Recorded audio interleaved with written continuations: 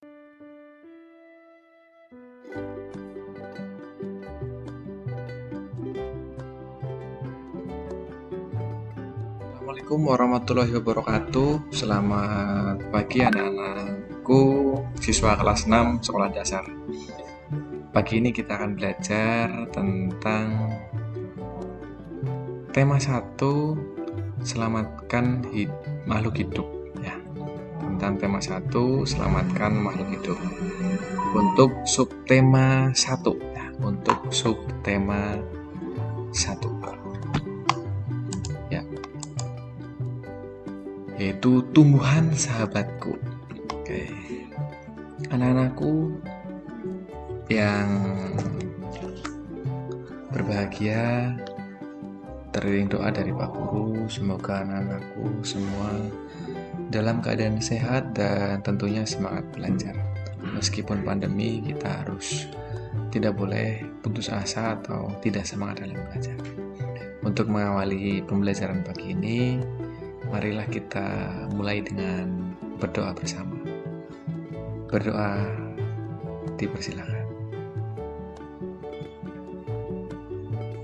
Amin. Semoga materi yang kalian pelajari bermanfaat dan tentunya bisa kalian terima.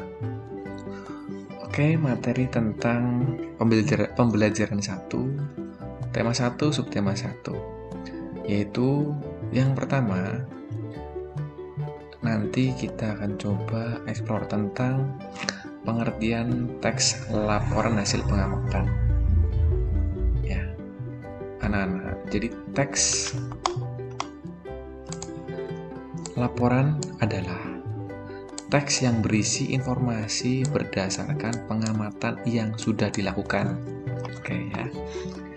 Jadi teks laporan itu ditulis berdasar hasil ya, pengamatan yang sudah dilakukan. Isinya tentang informasi apa yang telah diamati ya. Teks laporan hasil pengamatan berisi apa saja anak-anak? Berisi tentang informasi umum, kumpulan fakta dan simpulan. Teks laporan juga terdapat ide pokoknya loh nak. Ya. Materi ini berhubungan atau materi ini adalah materi mengenai kompetensi dasar bahasa Indonesia untuk 3.1 dan 4.1. Ya. Oke.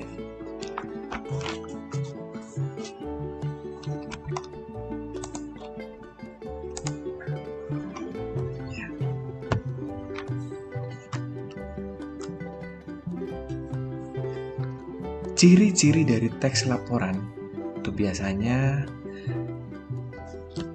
teks bersifat objektif ya. Kemudian teks berdasarkan fakta, teks bersifat khusus atau spesifik, teks disajikan secara lengkap, teks disajikan secara menarik dan mudah dipahami oleh pembaca gitu. Kurang lebih ciri-cirinya demikian ya. Ini juga penting untuk kalian ketahui bersama.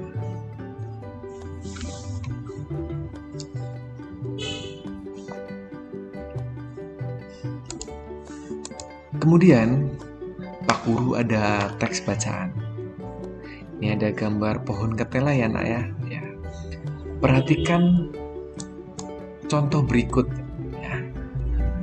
Selain nasi dan jagung sebagai makanan pokok masyarakat Indonesia, terdapat pula singkong.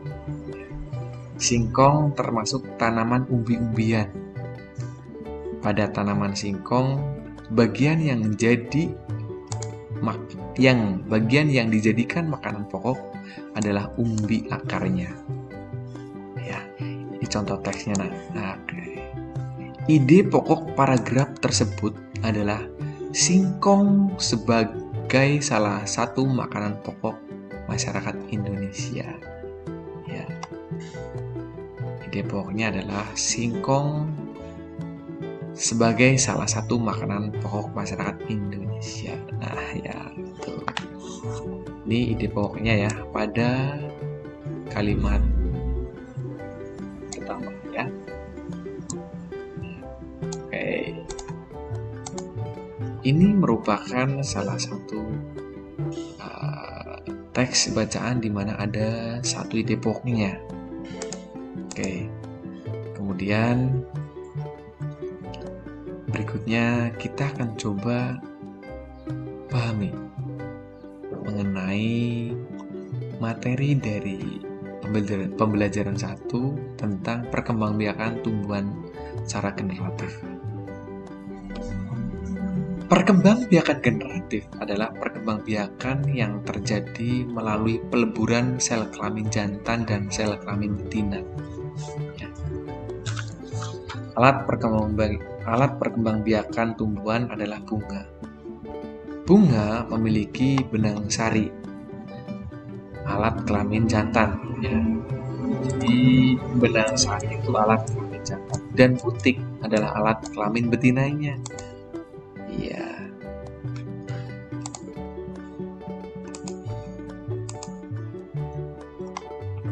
Perhatikan bagian proses perkembangbiakan generatif berikut. Ya. Perkembangbiakan generatif pada tumbuhan. Ini bagiannya ya, di mana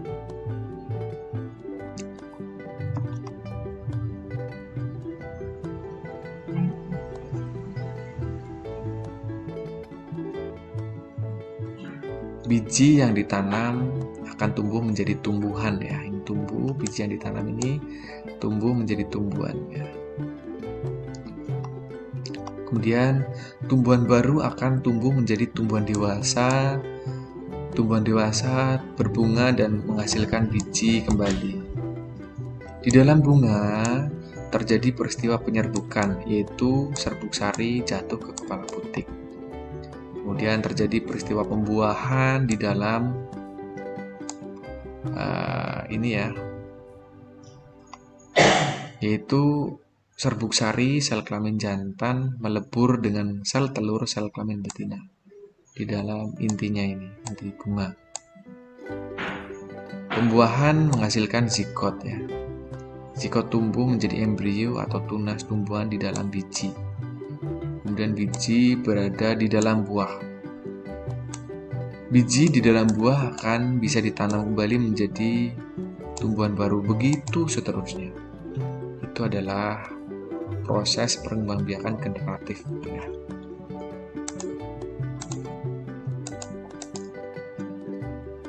Di dalam proses perkembangbiakannya terdapat macam-macam proses penyerbukan. Penyerbukan diantaranya yang pertama penyerbukan sendiri. Ini serbuk sari jatuh di kepala putik pada bunga yang sama. Ya. Jadi ini serbuk sari jatuh di kepala putik bunga yang sama. Ini penyerbukan sendiri. Kemudian ada penyerbukan tetangga, di mana serbuk sari jatuh di kepala putik pada bunga yang masih satu tumbuhan. Ini satu tumbuhan, tapi serbuk sari di bunga yang satu jatuh ke bunga yang lain, tapi masih dalam satu tumbuhan. Ini namanya penyerbukan tetangga. Kemudian penyerbukan silang. Ini serbuk sari jatuh di kepala putik pada bunga lain yang sejenis tetapi berbeda tumbuhan. Ya. Jadi tumbuhan yang satu dengan tumbuhan yang lain satu jenis, dia serbuk sarinya jatuh di kepala putik bunga lain tapi satu jenis. Namanya penyerbukan silang. Kemudian yang keempat penyerbukan bastar ini, di mana serbuk sari jatuh di kepala putik pada bunga yang berasal dari tumbuhan yang berbeda varietas. Namanya penyerbukan bastar. Ya, itu anak-anak tentang macam-macam penyerbukan. Kemudian ini adalah salah satu contoh bahwa lebah merupakan hewan yang membantu penyerbukan dari bunga. Ini lebah ya. Coba ayo sebutkan hewan-hewan yang membantu penyerbukan bunga selain lebah ya. kalian bisa sebutkan di kolom chat di bawah ya, di kanal YouTube-nya Pak Guru. Ya, silahkan dituliskan. Sip, kalian pasti bisa. Ya, maksudnya apa? Jadi jatuhnya serbuk sari ke kepala putik itu bisa dibantu atau disebabkan oleh bantuan dari hewan. Misalkan hewan hinggap di bunga, kakinya menyentuh di serbuk ke kepala sari, terus serbuk sari menempel di kaki hewan itu, hewan menempel di kepala putik, dan serbuk sari akhirnya jatuh di kepala putik oleh bantuan dari hewan. Itulah prosesnya. Selain lebah, coba disebutkan apa? Silahkan ya. Sip. Kemudian setelah kita belajar tentang penyerbukan dari bunga, kita tahu ya bahwa negara kita itu adalah negara yang subur ya tanahnya ya. Subur tanahnya sehingga banyak ditumbuhi oleh tanaman. Salah satunya tanaman yang dapat berbunga. Indonesia terletak di benua Asia. Secara regional berada di kawasan Asia Tenggara. Ya. Nah, pada kesempatan ini kita akan coba eksplorasi tentang kondisi geografis dan kehidupan sosial budaya negara-negara Asia Tenggara. Asia Tenggara adalah kawasan wilayah negara kita, yaitu Indonesia.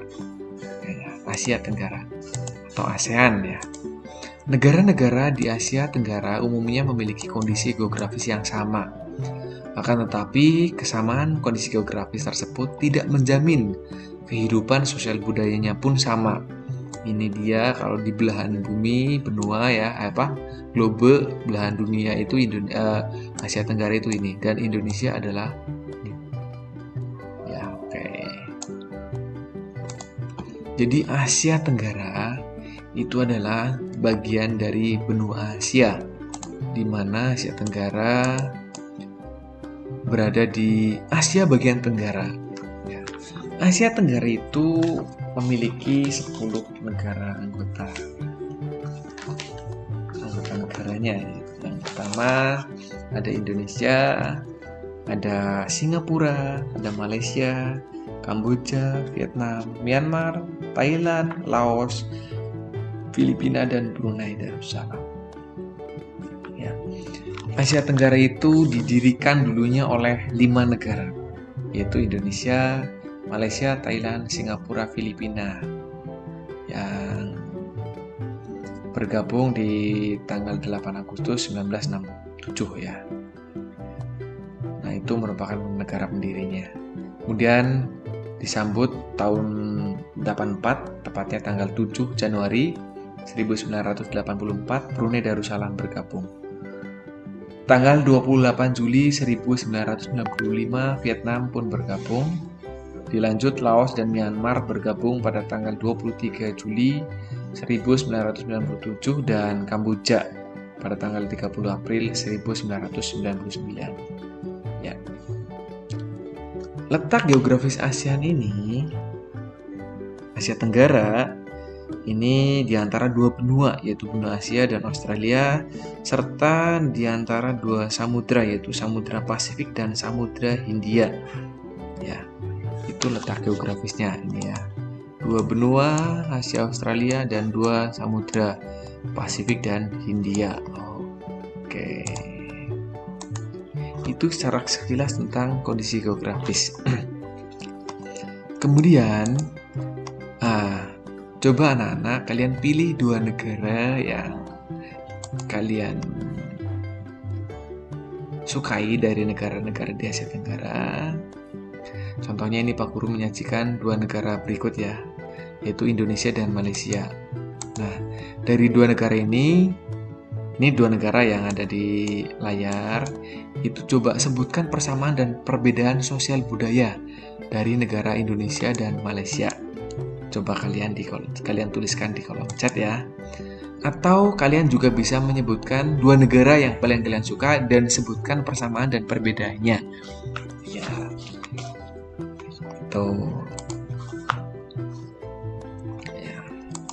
Silakan anak-anak bisa tuliskan perbedaan dari negara Indonesia dan Malaysia di kolom chat, atau dua negara lain yang kalian sukai untuk dituliskan persamaan dan perbedaan sosial budayanya dari kedua negara tersebut. Baik anak-anak, itulah sekilas tentang pembelajaran 1, tema 1, subtema 1. Semoga apa yang Pak Guru sampaikan bermanfaat. Untuk pendalaman materinya, silakan kalian baca materi di buku bahan ajar yang sudah kalian punya tentunya dari Bapak Ibu Guru kalian. Selamat belajar, tetap semangat, sehat selalu. Jangan lupa selalu terapkan protokol kesehatan. Pakai masker bepergian dan jaga kerumunan. Baik, terima kasih untuk sesi pembelajaran 1, tema 1, subtema 1. Pak Guru cukup. Kita bisa belajar lebih lanjut secara mandiri dari bahan ajar yang kita punya. Sekian Pak Guru akhiri. Assalamualaikum warahmatullahi wabarakatuh. Bye-bye.